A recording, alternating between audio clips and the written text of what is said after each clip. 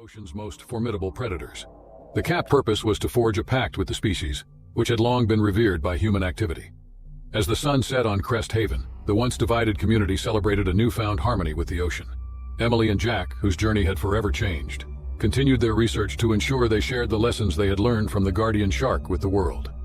The town residents resolved to maintain the species and avoid any activity leading to their destruction, courtesy of Emily. The incident transformed into a captivating narrative that unfolded as a tale of redemption, unity, and the delicate balance intricately woven between humanity and the untamed forces of nature. The shark observatory area in the ocean could hold the sharks, and they could be seen slipping back into the depths, leaving in its wake a town that had learned to coexist with the vast wonders of the ocean. The gripping narrative, filled with suspense and unexpected twists, captured the essence of Crest Haven's struggle for survival, a subtle undercurrent of tension. Though momentarily startled, the tourists remained transfixed by the majestic display of nature's power and surface. The incident served as a reminder of the inherent risks associated with close encounters with wildlife, even within controlled environments.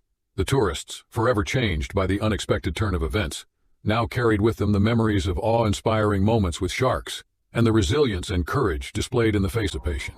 The cool water enveloped them, and within seconds they adjusted to the underwater world, the cage bars providing a semblance of security against the unknown. As they peered through the bars, the vast expanse of the ocean unfolded before them, revealing the mysteries hidden beneath the surface. The boat crew, well versed in the intricacies of shark cage diving, tossed a mixture of fish blood and oils into the water to attract sharks. The scent dispersed through the ocean, creating an irresistible allure for the apex predators. Excitement rippled through the cage as the anticipation of a close encounter with these majestic creatures intensified. Within moments, shadows appeared in the water, sleek and powerful. The first shark, drawn by the scent, glided into view. The tourists, awestruck, marveled at the creature's grace and power as it circled the cage. The captain provided insights into the species they were encountering, fostering an appreciation for sharks' vital role in maintaining the marine ecosystem. As more sharks approached, the underwater ballet unfolded. The tourists, captivated by the intricate movements of the predators, felt a profound connection with the ocean's wild beauty. The experience transcended mere observation. It became a symbiotic dance between nine would forever serve as a sad reminder of the ocean's unpredictable power. The community thrived on a deep connection with the sea in Costa Verde, Brazil's small, vibrant coastal town, along the expansive and mysterious Atlantic Ocean. Known for its lush beaches and rich marine life, Costa Verde was a paradise for locals and tourists. But beneath its waves lurked dangers that few dared to confront. The great white shark. Vast sea of life's challenges, there is always a shore of redemption waiting to be embraced. That day, Emily's lithe form glided through the bay with a grace honed by years of rigorous training. The rhythmic strokes of her arms propelled her through the water, each movement a testament to her commitment to the sport. The beauty of the bay unfolded as she swam, the azure water stretching into the horizon, the distant hills cradling the shoreline, and the rhythmic lull of the waves against the rocks. It was a scene that had become synonymous with tranquility for the close-knit community. As Emily completed another lap, the peaceful tableau was shattered instantly. The bay's tranquility transformed into chaos as a shadow emerged beneath the water's surface. A shark, driven by territorial instincts, surged towards Emily with a burst of speed. The once calm water churned violently as the apex predator closed the distance between them. Momentarily oblivious to the impending threat, Emily was jolted into awareness when a sudden force gripped her leg. Panic surged as she felt the relentless pull, her instincts screaming that something was wrong. Amid the shock, the bay's peaceful reputation was shattered, replaced by the stark reality of survival. The attack unfolded in seconds, but its consequences reverberated through the community. Screams paralyzed onlookers on the shore as they witnessed the unthinkable, a shark attacking in waters known for their gentle currents. A sense of disbelief gripped the bystanders, and the commotion on the shore drew attention from beachgoers and residents alike. In the ensuing chaos, some rushed to the water's edge while others dialed emergency services, the gravity of the situation sinking in. The beachgoers rallied into action as Emily fought to free herself from the shark's grip. Brave individuals on nearby boats and kayaks maneuvered towards the scene, driven by a collective sense of urgency and the innate human instinct to help in times of crisis. The shark, sensing the urgency and experiencing hits and attacks from other human beings, eventually released its hold on Emily's leg. Blood stained the water, a visceral reminder of the clash between human recreation and the natural order of the sea.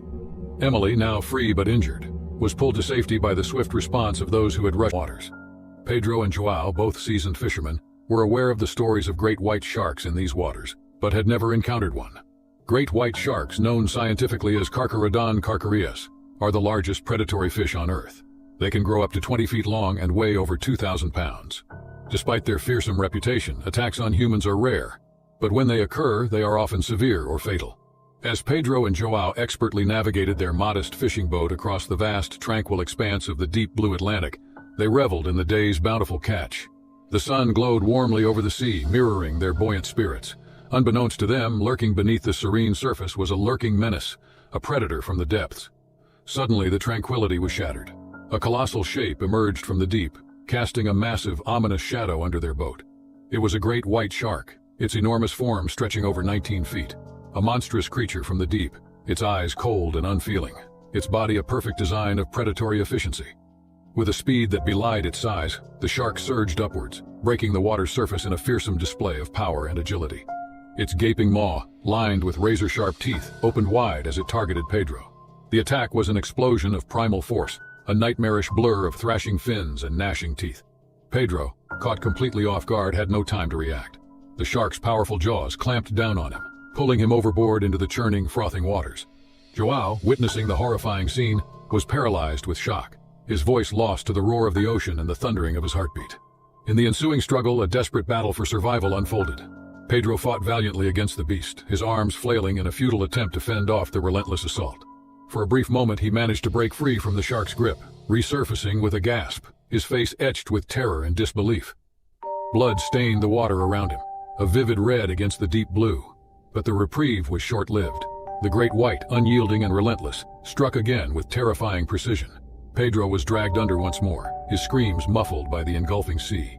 The water churned violently, a whirlpool of despair and savagery, as the shark completed its deadly attack. Then, as suddenly as it had begun, the violence ceased. The ocean calmed, its surface settling into an eerie stillness, starkly contrasting the chaos unfolding. Joao, still in a state of shock, stared helplessly at the spot where his friend had disappeared, the red tinge in the water a grim testament to the tragedy that had occurred. Joao, though shaken, managed to navigate the boat back to shore. He alerted the local authorities and a search was immediately launched. Pedro's body was found later. That safety measures for fishermen and swimmers in response to the attack. Beaches were monitored more closely and warning signs about the potential presence of for the ocean's inhabitants. It reminded the people of Costa Verde of the vast and unpredictable nature of the sea.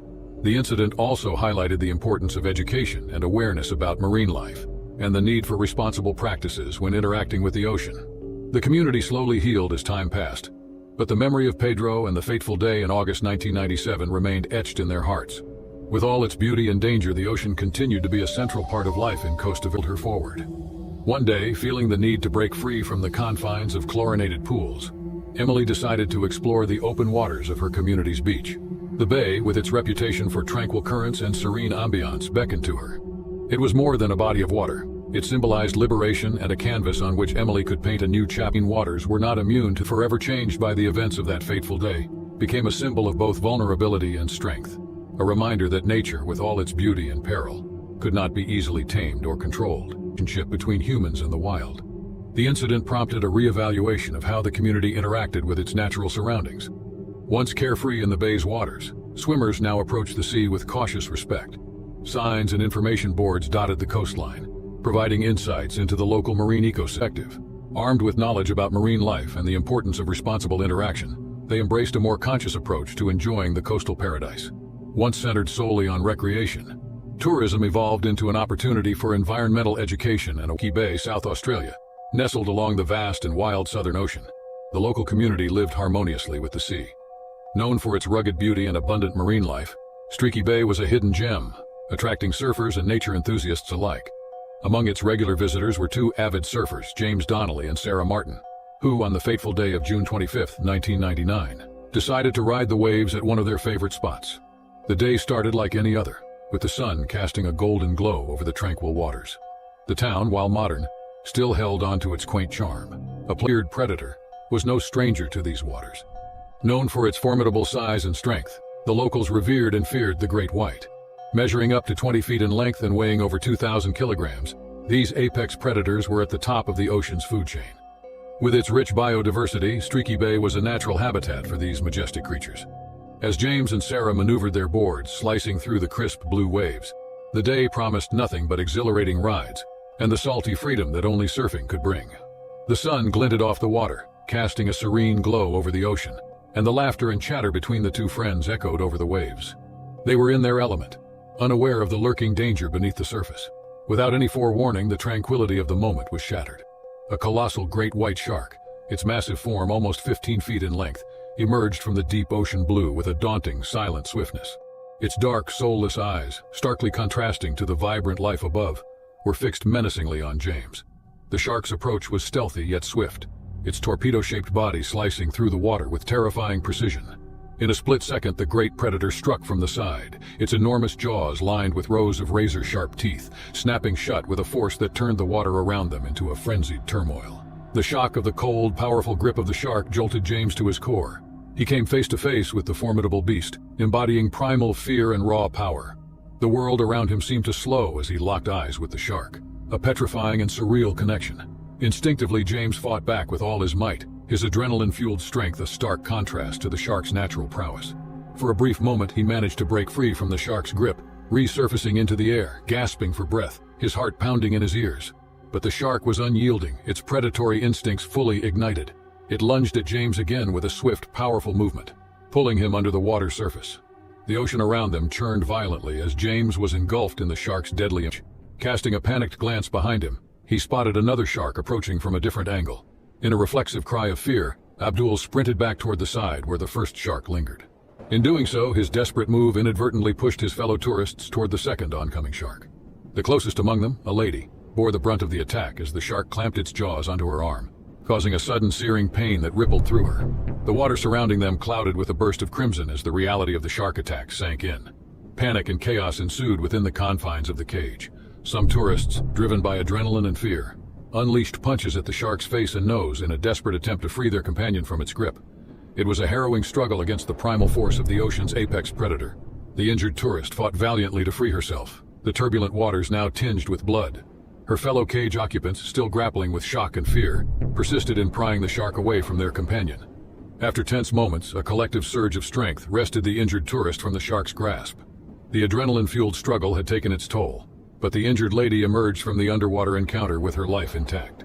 The captain, wise to the situation's urgency, swiftly signaled for the crew to initiate the emergency ascent procedure. The safety of the cage occupants became the paramount concern. Now, in emergency response mode, the captain and crew worked with practiced precision to raise the cage to the boat's deck. The seconds stretched into an agonizing eternity as the injured tourist, bleeding but conscious, awaited the ascent to the surface. The cage breached the water's surface, revealing a tableau of relief and distress, a mixture of faces marked by the intensity of the unexpected ordeal. Once on the boat, the injured tourist received immediate medical attention. The crew, trained in first aid and emergency response, assessed the extent of the wound and provided the necessary care. The reality of the situation hung heavy in the air. A thrilling adventure had abruptly transformed into a harrowing ordeal, leaving the tourists and crew shaken but focused on ensuring the injured individual's well-being. With the cage now secured on the boat's deck, the vessel sped toward the shore with renewed urgency. The crew stabilized the injured tourist, conscious but in pain as the boat cut through the waves. On reaching the shore, the injured lady was promptly transferred to a waiting ambulance, which ran still, the once inviting ocean transforming into a scene of terror and despair. The reality of what was happening, her friend in the relentless grip of one of nature's most formidable predators, was too much to comprehend.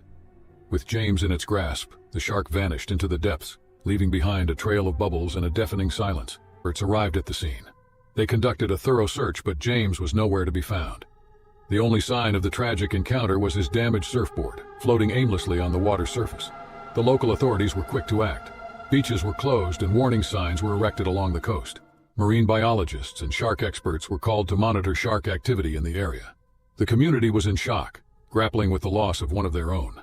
In the days that followed, tributes poured in for James. He was remembered as a vibrant soul. For Sarah and the surfing community, the ocean will always be a place of beauty and awe, but also of respect. As 20 Austrian tourists embarked on a luxury adventure cruise, drawn by the allure of the crystal-clear waters and the promise of to a reality. With its rich cultural tapestry, Italy beckoned to Jake as the first destination on his travel wish list. His love for the language and an insatiable desire to immerse himself in the picturesque scenery fueled ability, but his meticulous savings plan fueled his dreams of international exploration. He diligently set aside some of his earnings, patiently watching his travel fund grow with each paycheck. The process was slow, requiring sacrifice and delayed gratification, But Jake remained resolute in his pursuit of a life beyond the borders of his homeland. Jake's determination bore fruit as the days turned into months and the months into years. His savings reached a tipping point, treated to a symphony of sights, sounds, and flavors. He marveled at the ancient architecture, strolled through charming cobblestone streets, and indulged in the delectable cuisine that epitomized the essence of the Mediterranean. The language he had admired from afar became a living, breathing companion as he tried to interact with locals, and absorbed the crew members spotted a shark gliding dangerously close. Urgent shouts echoed across the water as the crew tried to alert Jake to the impending danger. That the unfortunate incident unfolded. Beneath the surface, the tranquility shattered as a shark emerged and clamped its jaws onto Jake's calf with the watercraft. Some tourists witnessed Jake's anguished yell and sprang into action, hitting the alarm to alert the guides and initiating a coordinated response to the unprecedented situation. While the guests aboard grappled with the shock of the situation, the crew swiftly coordinated a response. The captain skillfully maneuvered the yacht closer to Jake, while a crew member retrieved a tranquilizer from the emergency kit. With precision, the tranquilizer was fired at the shark, delivering a potent poison that forced the predator to release its grip on Jake. The once aggressive shark, now incapacitated, allowed a safer environment to rescue the distressed jet skier. The atmosphere remained tense on the yacht as Jake's heart pounded in his chest. Blood gushed from the open wound inflicted by the shark's jaws. The yacht, now transformed into a vessel of urgency, was skillfully maneuvered towards the shore. Jake's need for immediate medical attention prompted the decision to head for the nearest landmass. Upon reaching the who remained in the hospital throughout the voyage. The once anticipated adventure became a stark reminder of the unpredictability lurking beneath the ocean's surface. Upon the expiration of his stay visa, Jake had to return to his home country like other tourists and continue his ongoing medical treatment. The bureaucratic constraints dictated his departure, signaling a bitter end to his Italy adventure, and he couldn't explore the country to his heart's content. The shark incident was rare in that region, and it became an unforgettable event, leaving an indelible mark on the collective memory of those who bore witness to the uncommon clash between human recreation and nature's wild forces. In response to the incident, government authorities took proactive measures to prevent future occurrences. The water was temporarily closed to ensure safety and underwent thorough research and scrutiny. The tranquilized February 2007, False Bay, South Africa. The sun cast its golden rays over the pristine waters, creating a picturesque scene. This bay, nestled along the South African coast, was renowned for its rich marine ecosystem and breathtaking beauty. On this particular day, the van der Merwe family, consisting of Helen van der Merwe, 37, her husband Peter and their two children, Lily and Max, had chosen this idyllic location for a family outing. Helen, an enthusiastic nature lover and swimmer, was eager to share her passion for these creatures, often exceeding 15 feet in length, patrolled the bay's depths. Known for their robust build and rows of sharp teeth, they were the undisputed rulers of this underwater domain. In these waters, great whites were not just predators, but also an essential part of the marine ecosystem, maintaining the swim, a routine she found invigorating and peaceful. She loved the feeling of the cool water against her skin and the sense of freedom it offered. As Helen swam further from the shore, immersed in the refreshing embrace of the sea, a lurking shadow beneath the surface neared. Unknown to Helen, a great white shark, an apex predator of the oceans, was stealthily closing in. The shark, drawn closer to the shore by unknown factors, glided through the water with an eerie grace, its dark eyes fixated on its unsuspecting target. The tranquility of the moment was about to be shattered most horrifically. The great white, mistaking Helen for its natural prey, launched towards her with a speed that belied its massive size. It was an ambush perfected by millennia of evolution, a terrifying display of nature's raw and brutal efficiency. Without warning, Helen felt a crushing force on her arm as the shark's jaws clamped down with unimaginable power. The ocean around her erupted into a chaotic whirlpool of thrashing and blood, the clear blue waters turning a sickening shade of red. The peaceful swim had turned into a desperate fight for survival. The shark, equipped with rows of razor-sharp teeth, tore through flesh and bone. The sea became a frenzy of bubbles and blood as Helen struggled frantically to escape the nightmarish grip of the shark. Each movement caused excruciating pain, but her will to survive was stronger. On the shore, Helen's family watched in frozen horror, their sunny day at the beach turning into a scene from a nightmare. They could barely comprehend the terrifying sight. Helen, a beloved mother and wife, locked in a life-and-death struggle with one of the sea's most formidable creatures. Amidst the turmoil, Helen's thoughts raced wildly. The pain was unbearable, her arm trapped in the vice-like grip of the shark. She could feel its immense strength, each shake of its head intensifying her agony. Her mind raced with thoughts of her family, her love for them giving her the strength to fight back. In a miraculous twist of fate, the shark suddenly released its grip. Whether disinterested or startled, it disappeared into the depths, leaving a trail of disturbed water in its wake. Helen, severely injured and fighting against the pull of unconsciousness, began a desperate swim back to shore. As she approached the beach, the onlookers sprang into action. Lifeguards and beachgoers, previously stunned into inaction, now rushed into the water to help. Helen's family, tears streaming down their faces, ran to meet her. The beach, once a place of relaxation and joy, had become a scene of rescue and urgency. The aftermath of the attack was a blur of activity. Paramedics arrived, rushing to provide medical assistance. Helen's arm, severely mauled, was a dreadful sight. Now filled with sirens and concerned voices, the beach bore witness to a stark reminder of the unpredictability and danger within nature's beauty. In those harrowing moments, Helen's life changed forever. The attack was a brutal reminder of the wild's indifference to human presence, a sobering lesson in the power and unpredictability of nature's creatures. As Helen was whisked away to receive emergency care, her family clung to each other, their world irrevocably altered by the day's traumatic events. The Van der Merwe family's day of joy had turned into a nightmare. As Helen was brought to the shore, it was evident that the attack had left her with grave injuries. Her arm was severely damaged, and she was quickly losing blood. Emergency services were called to the scene, and Helen was rushed to the nearest hospital. The beach, once a scene of laughter and joy, was now a place of shock and fear. The authorities were in a state of disbelief. The attack had shaken the locals and tourists alike. Authorities quickly implemented safety measures, increasing surveillance and shark spotting efforts along the beach. Warning signs were erected and educational campaigns were launched to inform the public about the risks associated with swimming in areas known for shark activity. The incident sparked patterns in False Bay. Researchers aimed to understand better the factors leading to shark attacks, hoping to find ways to predictability of nature and the need for caution in wild spaces. It highlighted the delicate balance between human activity and wildlife habitats. The incident left physical scars and instilled a more profound respect for the ocean and its inhabitants. In conclusion, the shark attack was a pivotal moment for the community and Helen's family. It served as a powerful narrative on the coexistence with nature, the resilience of the human spirit, and the importance of wildlife conservation. Helen's journey from a survivor to an advocate, its destination set on unlocking the mysteries of shark behavior. Due to the mission, they have to utilize chumming, a practice that involves scattering a mixture of fish blood and oils into the water to attract sharks. Decided to proceed. In their view, understanding shark behavior required direct interaction, and chumming was of energy. Dorsal fins sliced through the water, revealing the presence of multiple sharks drawn to the scent. The scene unfolding was awe-inspiring and undeniably tinged with an underlying sense of danger. Caroline's concerns seemed justified as the sharks circled the boat, their sleek bodies weaving through the chum-laden waters. Reed, surrounded by the ominous presence of sharks drawn in by the chumming.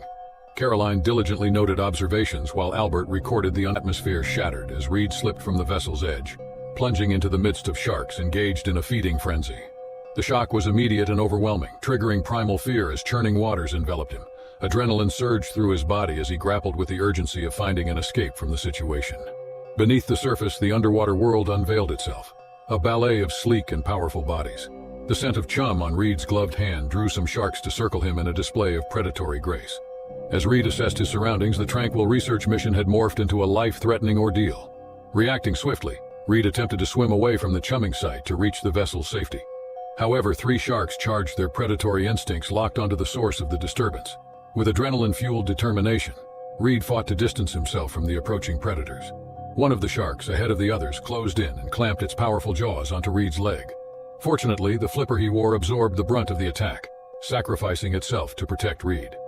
Undeterred, Reed continued his struggle for survival. Drawing on his training, Reed maneuvered quickly, removing the damaged flipper and wielding it as a makeshift deterrent against the encroaching sharks. His immediate goal was clear: escape the relentless pursuit and reach the safety of the research vessel. Swimming with every ounce of strength, Reed evaded the circling sharks until he reached the other side of the ship. He thought everything had ended, but there was still more to it. Just as he attempted to climb back onto the deck, 2 sharks, later identified as bull sharks, struck with ferocity, clamping their teeth onto Reed's legs. A gut-wrenching yell escaped him, piercing through the chaos and alerting the crew to the dire situation unfolding on the other side of the vessel. Reed clung desperately to a metal pole, battling against the relentless force of bull sharks attempting to pull him back into the water. A coordinated effort was swiftly initiated to pull him up to safety. The battle against the sharks was far from over, and as Reed emerged from the water, a shark still clung to his leg. Harry, displaying quick thinking and courage, grabbed a club on the deck and struck the shark repeatedly until it succumbed. The grip on Reed's leg was finally released and the immediate danger subsided. Water from the beach pier. The edge of the pier loomed in the moonlit night, standing as a challenge to his intoxicated bravery. With cheers from his friends, Alfie approached the edge since they were sitting on the wooden structure, feeling the cool breeze. Robbins jumped into the water after cheers from his friend. He immersed himself in the cool embrace of the ocean and was waddling like a duck while laughing at his friend. Suddenly, the water around him erupted into chaos, and Alfie disappeared. On the pier, Alfie's friends were initially surprised by his sudden disappearance beneath the waves after the eruption. Donald and others even went to the edge of the pier to check. Still, they only caught a glimpse of an adrenaline figure gliding through the water, drawn by the unusual luminosity. The creature's massive form moved gracefully through the depths, but they didn't pay much notice to it due to being inebriated. After gazing at the water for a while, they assumed he had momentarily gone underwater for a way to the early morning hours. The sun began to rise, casting its golden hues on the now tranquil waters. The partygoers dispersed in a community of friends and schoolmates. The disbelief lingered in the air, shrouding the campus in a heavy silence that echoed the profound loss they had all experienced. Alfie's family, friends, and schoolmates gathered for his burial and were shocked at the sudden shift. The sad occasion was tinged with the aftermath of Alfie's burial. The police, fueled by a sense of duty and community concern, diligently combed the waters surrounding the beach. The closure of the beach itself became a sad reminder of the tragedy. The once lively shores now transformed into a symbol of loss and uncertainty. Days turned into weeks, and the community held its breath, hoping for closure and an elusive sense of peace. Despite the exhaustive efforts, the assailant remained elusive. The ocean guarded its secrets, leaving the community haunted by the unresolved mystery of Alfie's tragic end. The prolonged closure of the beach became a testament to the unpredictability of nature and the vulnerability of human life, a stark contrast to the carefree days of celebration that had preceded this dark turn of events. In the end, Alfie's tragic end left an indelible mark on the community, a scar that usual spectators to his mourning ritual. Sharks, too, were part of Driftwood's natural tapestry, apex predators that commanded respect and caution. Finn, well versed in the behaviors of these majestic creatures, surfed with a mindfulness that acknowledged their presence without fear. He understood the ocean was their domain, and he was but a visitor, granted access through mutual respect born of understanding and admiration. As Finn suited up and made his way to the water's edge, the first light of dawn cast a golden hue over the sea, the waves whispering invitations to dance. Paddling out, he felt the familiar rush of anticipation, the cool water enveloping him, erasing any remnants of sleep or lingering dreams. Today the ocean was generous, offering wave after wave, each ride a blend of adrenaline and bliss, a perfect harmony between surfer and sea. But as the morning wore on, a subtle shift occurred. The wind changed direction, bringing with it a chill that hinted at the unseen forces at play within the depths of Driftwood Beach. Finn, attuned to the mood petition, challenging contestants to navigate treacherous waters armed only with a spear, became his chosen battleground. The promise of a substantial cash prize was the driving force behind his decision to enter the fray. The reality show was on a deserted island. The sun's relentless rays shone on everyone, casting a shimmering glow over the pristine beaches, dense jungles, and seemingly untouched waters that served as the battleground for the survival-themed reality show. The mix of seasoned adventurers and eager novices, including Marshall, enticed by the allure of a substantial prize, faced the challenges of navigating this idyllic yet desolate paradise. The heart of the competition lay in the underwater arena, where contestants armed only with a spear were tasked with hunting and catching fish. Gripping their makeshift spears tightly, they ventured into the aquatic labyrinth as the signal echoed through the jungle, signaling the commencement of the high-stakes challenge. Fueled by determination and the promise of victory, Marshall waded into the shallows where the azure water met the sandy shore. Cameras closely followed his every move, capturing the picturesque scene of the contestant entering the crystal-clear waters. The underwater realm was a hotspot for marine life, and the producers had unwittingly created a stage where contestants would showcase their skills and engage in an unpredictable dance with danger. As Marshall focused on the task at hand, the rhythmic movements of the water behind him hinted at an unseen presence. A shadow glided stealthily through the depths, drawing closer to Marshall. The underwater drama unfolded unbeknownst to the contestant, who remained focused on his quest for a winning catch. Suddenly, the stillness of the water betrayed a moment of suspense as Marshall, sensing a shift in the underwater currents, quickly turned to check for any signs of the lurking danger. However, the fleeting glimpse revealed nothing out of the ordinary. Amidst the intense competition, Marshall, like his fellow contestants, grappled with the challenges of hunting in the vast underwater arena. Some secured impressive catches, while others struggled against the elusive marine creatures that seemed to elude their every move. The first indication of trouble came when the tranquil waters around Marshall erupted into a chaotic frenzy. Initially focused on the contestants navigating the underwater arena, the cameras swiftly pivoted to capture the sudden disturbance. One of Marshall's fellow contestants, who had been nearby, stumbled backward, his spear slipping from his grasp. Panic rippled through the contestants as the reality of the situation unfolded. An unexpected and unscripted encounter with a much larger and more formidable plunged into the water, the cool embrace of the ocean welcoming him home. For a while, time stood still as Alex floated above the coral gardens, mesmerized by the kaleidoscope of colors and the dance of fish around him. He felt a profound connection to the world beneath the waves, a world so different from his own yet inexplicably familiar.